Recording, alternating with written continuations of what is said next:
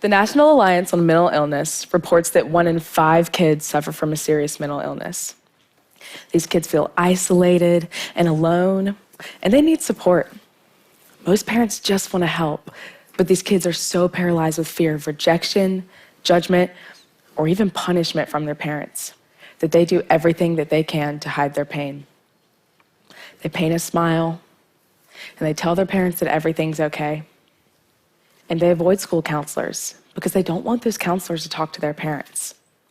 So these kids turn to us, their closest friends, for help. But truth be told, we as teenagers don't really know how to help them. We do things like cover up from them, or run away from them, or ignore them. We lie to them, lie with them, or pretend it doesn't exist altogether. But rarely are we doing what's best for our friends. I discovered this truth in 7th grade when I found out one of my closest friends was cutting herself. As much as I pretended not to notice, I knew that she was struggling.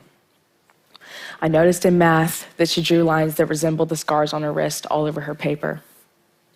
I noticed the agony and the desperation in her eyes. I noticed all of her suffering, but I didn't act. I didn't know what to do, and I fought a constant internal battle.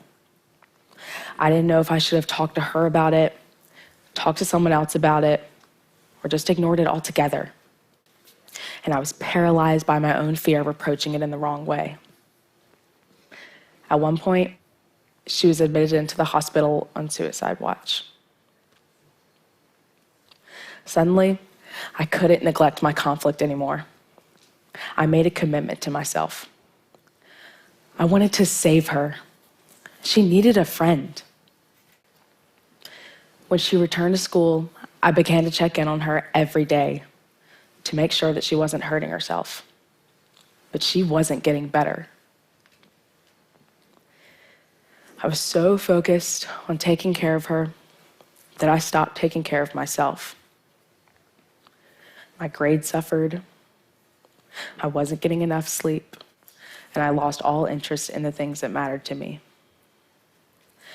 At one point, I began to cut myself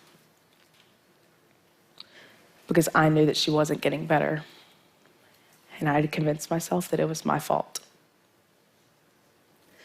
My parents noticed that I wasn't being myself, but I made sure to hide the truth from them.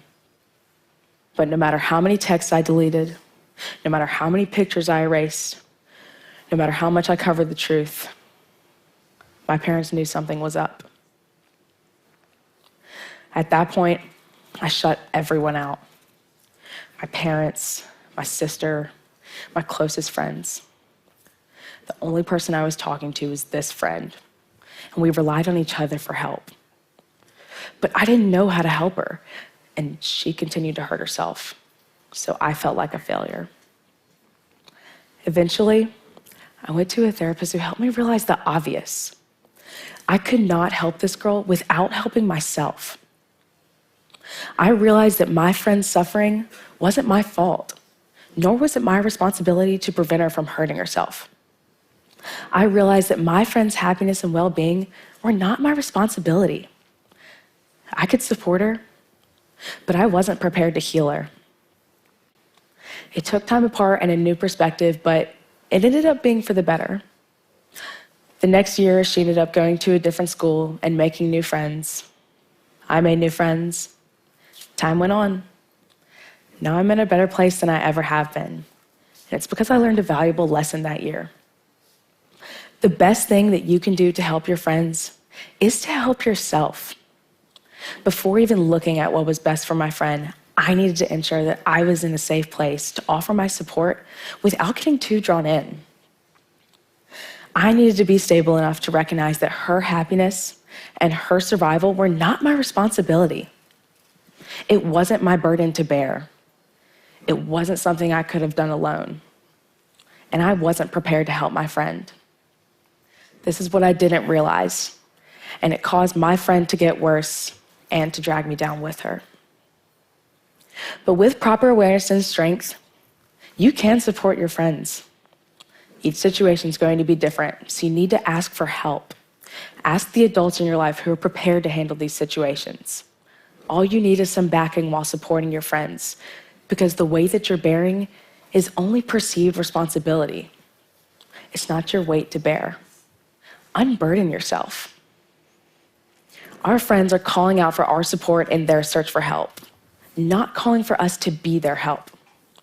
Our responsibility isn't to provide their happiness, and it isn't to cure them. Our responsibility is to let them know that they're loved without losing ourselves. Unburdening ourselves frees us to guide our friends to the help that they need. Thank you.